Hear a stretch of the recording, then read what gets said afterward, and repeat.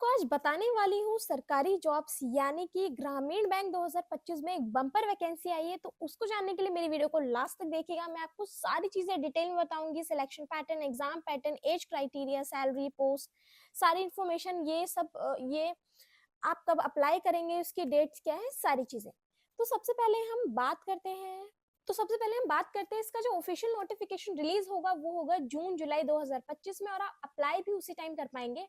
और अगर हम बात करें IBPS RRB प्रीलिम एग्जाम्स की, तो वो होंगी 27 जुलाई, 2 और 3 अगस्त को। और ऑफिस असिस्टेंट के जो एग्जाम होंगे वो 30 अगस्त, 6 और 7 सितंबर को होंगे।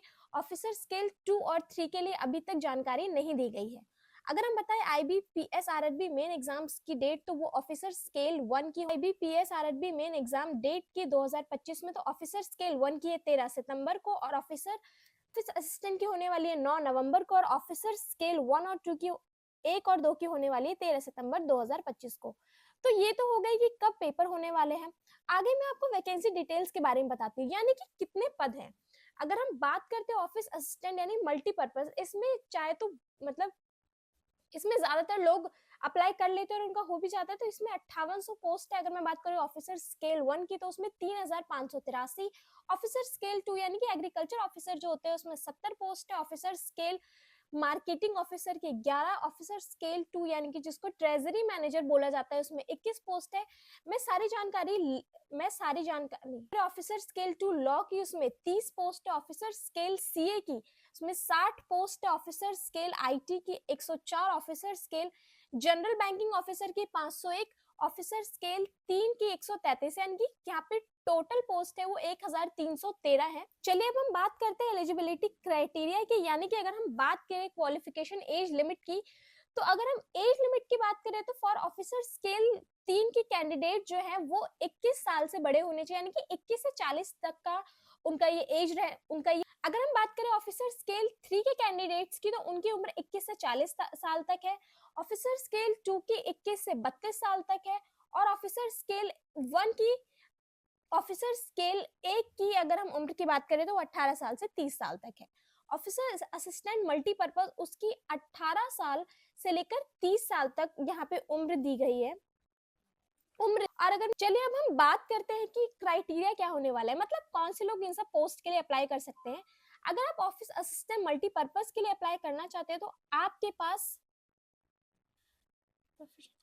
पास किसी भी कोर्स की आपके पास कोई भी बैचलर्स डिग्री चलेगी। आपको लोकल लैंग्वेज आनी चाहिए और आपको कंप्यूटर्स के बारे में ज्ञान होना चाहिए।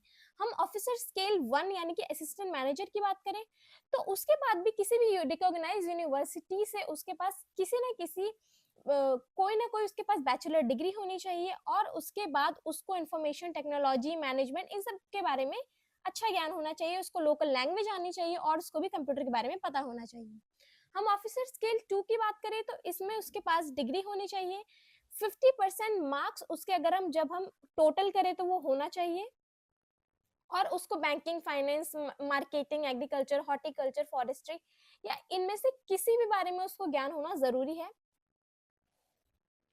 ऑफिसर स्केल 2 की बात करें, यहाँ पे चीजों को बहुत ज्यादा मतलब इसमें चीजों को थोड़ा सा और ज्यादा नहीं, इसमें चीजों को स्पेसिफाई किया गया है। यानी कि अगर हम बात करें इसमें एलिजिबिलिटी क्राइटेरिया की, तो इसमें बैचलर डिग्री अगर आपकी होनी चाहिए तो वो इलेक्ट्रॉनिक्स कम्युनिकेशन या कंप्यूटर साइंस में होनी चाहिए, यानी कि आपको C++ जावा इसका ज्ञान होना चाहिए। चार्टर्ड अकाउंटेंट के लिए चार्टर्ड अकाउंटेंट नहीं हटाओ। अगर मैं बात करूं लॉ ऑफिसर डिग्री की, तो उसके लिए आपके पास 2 साल का एडवोकेट का एक्सपीरियंस होना चाहिए। अगर मैं आपको बात और ट्रेजरी मैनेजर की बात करें तो उसमें आपका कम से कम 1 साल का एक्सपीरियंस होना चाहिए उस फील्ड में। मार्केटिंग ऑफिसर के लिए भी आपका 1 साल का एक्सपीरियंस होना बहुत जरूरी है। एग्रीकल्चर ऑफिसर की बात करें तो उसमें 2 साल का एक्सपीरियंस होना जरूरी है।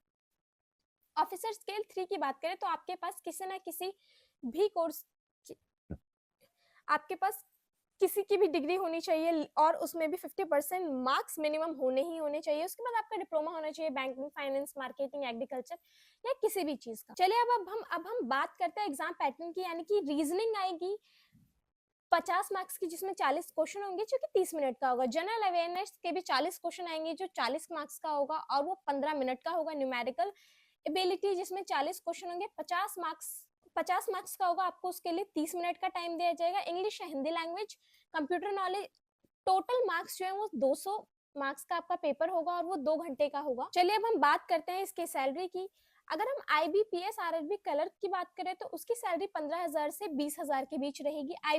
IBPS RRB ऑफिसर स्केल 1 यानी कि PO की जो सैलरी होगी 29,000 से 33,000 के बीच होगी। ऑफिसर स्केल की 33,000 से 39,000 तक की होगी। ऑफिसर स्केल 3 की 38,000 से 44,000 तक हो। बाकी जो भी कट ऑफ की जो भी लिस्ट है वो मैं डिस्क्रिप्शन में डाल दूंगी, आप चेक कर लेना। बाकी और ऐसी अपडेट्स के लिए मेरे चैनल पर हमेशा बने रहें।